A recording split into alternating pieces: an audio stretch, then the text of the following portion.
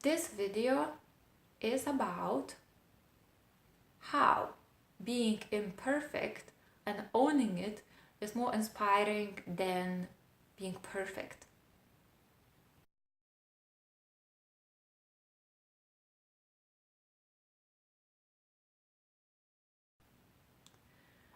One thing that I have noticed about myself from my own experience is when I compare myself to people who are absolutely perfect, or from my perspective seem to be absolutely perfect at what they do or how they are. For example, they have no problems, or they look absolutely perfect, or at least they look like they look absolutely perfect, or they appear not to have any problems.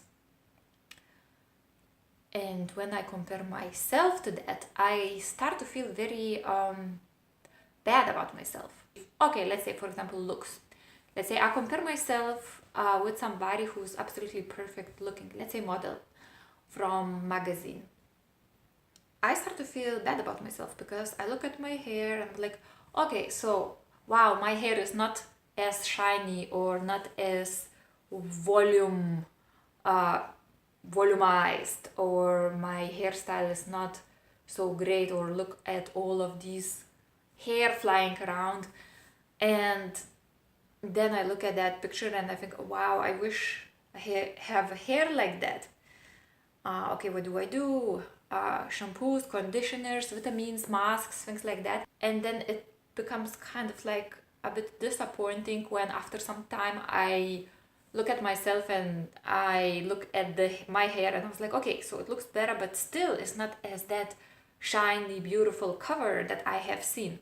So when I compare myself like that, and when I look at something that is imperfect about me and I want it to be perfect, especially when I compare me with somebody who I think is perfect in that way, I feel quite bad about myself. And especially when I try to, kind of get there and I don't, I feel bad about myself. So sometimes perfection of somebody else, or trying to be as perfect as somebody else, or even trying to be as perfect as I think I should be. For example, let's use hair again. My hair should be amazingly healthy and shiny and soft. I feel bad because I'm not there. But if I only look at myself and at myself only, and for example, forget the model that I've seen in the magazine cover, and I look at myself 2 weeks ago, how my hair looked like 2 weeks ago before I started using this shampoo or conditioner or this new hair care routine, I can actually see there is a change in my hair. I can actually feel that my hair is softer. I can see that my hair is more manageable and seem to be more lively. So then is the question that I want to ask: what is the fair point of comparison? And if I were to compare myself with somebody else like myself, then how would I have felt then?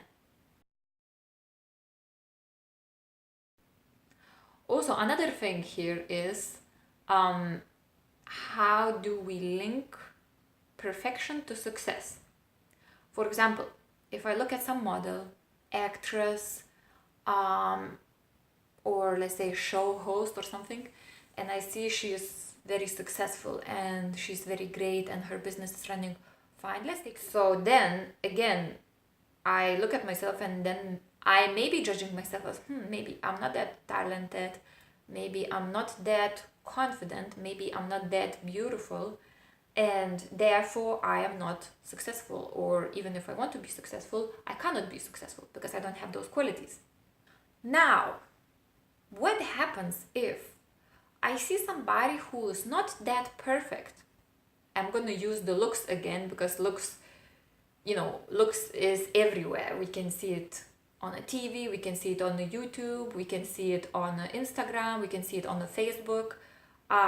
Anyway, like adverts as we pass by in the town, we can see like all of these beautiful models, and you kind of think that, oh wow, they probably having very successful life because they're so beautiful. But what if we saw somebody who is not so perfect being very successful or being confident? What if we saw a model who, for example, had something that would be considered not according to classical beauty standard? And I know that the companies and the magazines and the maybe fashion industry even try to diversify a little bit to become a little bit more inclusive and a little bit more open to people of all sizes, shapes and colors, ages as well.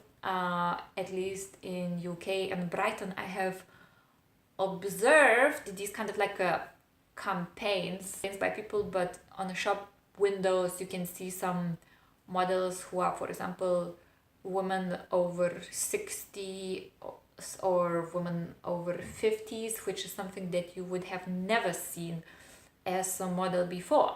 So and as I see that, I think to myself, if I wanted to be model, for example, it's like, okay, so if I'm 34, that doesn't mean I cannot be model if I wanted to. In fact, it doesn't mean that I cannot be model 10 years later or 20 years later from now if I wanted to.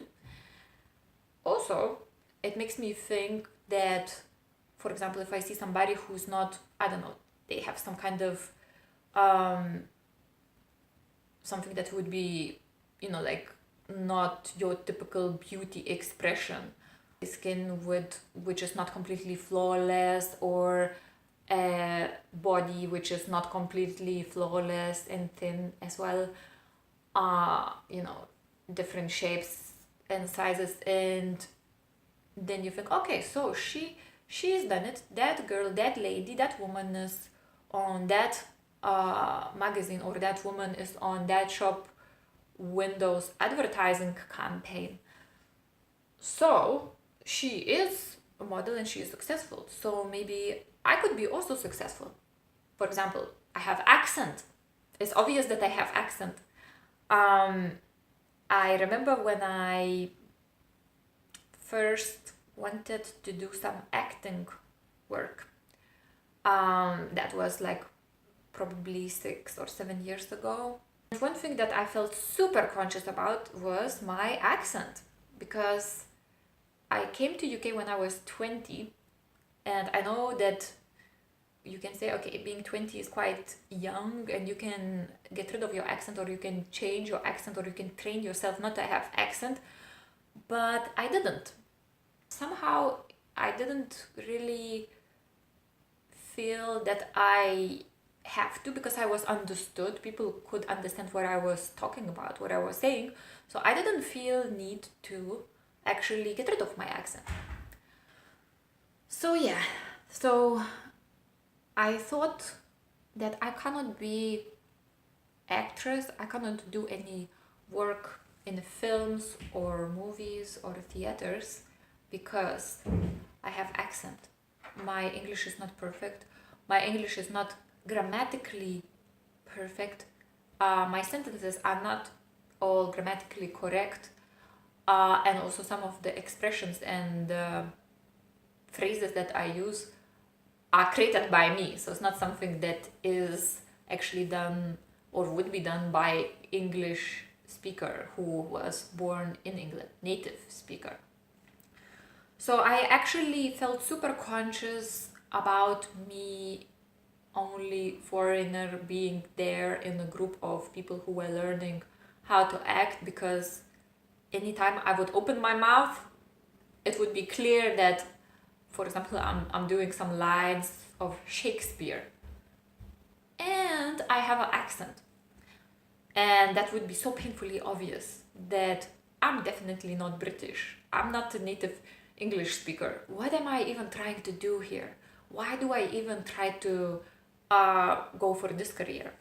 Anyways, at the end of the day, I didn't go for that career, even though acting was something that I did a lot when I was in mid school and high school, and it was one of the things that I really loved. Up until today, I love it, but I no longer think that I would like the reality of being a professional actor or a professional actress.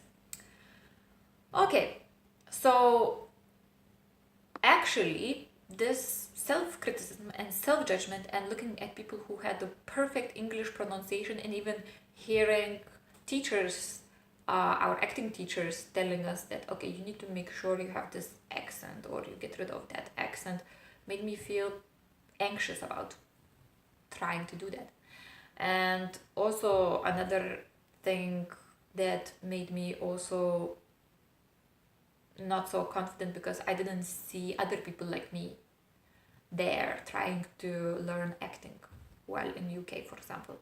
Later, when I thought about it, now I don't know how many years later, when you look at some actors, and if you look at some most successful actors at the world scene, you have a Penelope Cruz, you have Antonio Banderas, and then you have a bunch of other actors who have a really strong accent from various parts of the world, and they are actually very successful.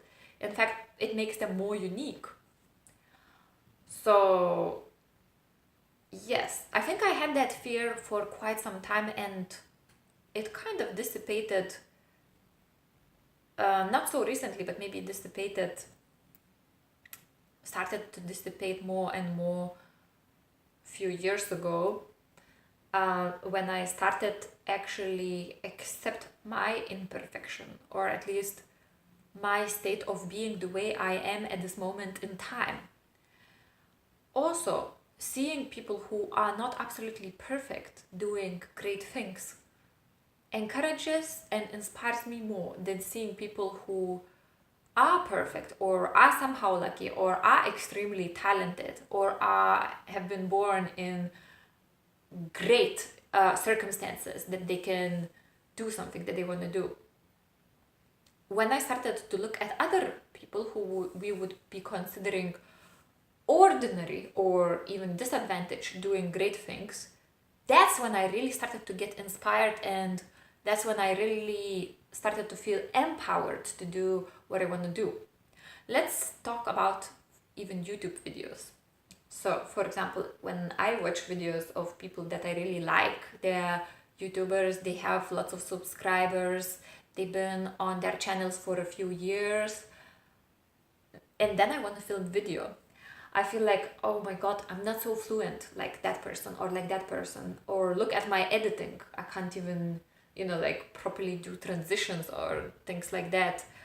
I would like to add some effects, but I don't know how, and I'm watching then other videos on the YouTube, like how to do this editing, and then it looks very simple, but when I try to do it, it looks like actually super hard work. And then I get discouraged as well, because I think that in order for me to be seen or be successful, or even to kind of like, even to put my message across, I need to actually be at certain level of perfection. Otherwise, my work doesn't really count. But when I look at people who I also like, and for example, they just shoot their videos and they have their videos completely unedited, or people who don't necessarily read scripts, maybe they ramble for some time, and I am rambling on this video for some time, but I am doing some editing, so I'm gonna cut some things out. So whenever I find somebody who doesn't do something perfectly that I think should be perfect in order to be successful or to achieve something, I actually feel much more encouraged than when I see people being absolutely perfect. Even if I see some bloopers of the videos going wrong, or what gone wrong when filming videos, It's funny, it feels natural, it feels genuine, and that kind of encourages me because that means, oh wow, look, oh wow, they lost their script, or they forgotten what they wanted to say, or they just like blah, you know, when you try to speak and you try to express something in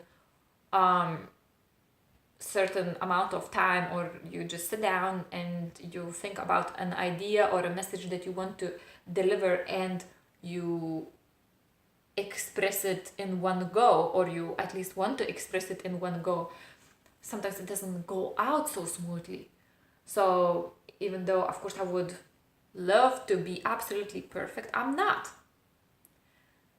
And when I see people who are also not perfect, then I feel, wow, she's doing it, maybe I can do it too.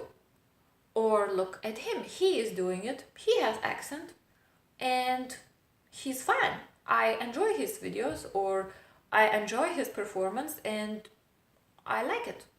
So, and I don't see that person any less than another person who doesn't have that problem.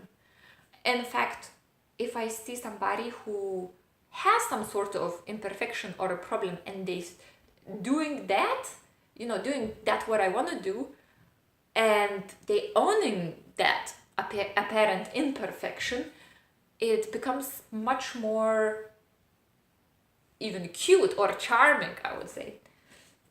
And it kind of makes me look at myself and see that actually, you know what? I'm alright. I'm alright. So what I wanted to say is this. When we want to do something, and when we look at ourselves and we look at all the reasons why we cannot do what we want to do, because we're not perfect, it is a good idea to actually go and actively search for people who are doing what we want to do, who are not perfect, or they have the same problem as we would think it's our stumbling block, and because of that problem we cannot do what we want to do. So let's embrace our imperfections, and by that, let's inspire other people embrace their imperfections, and like that we'll all be perfect with our imperfections.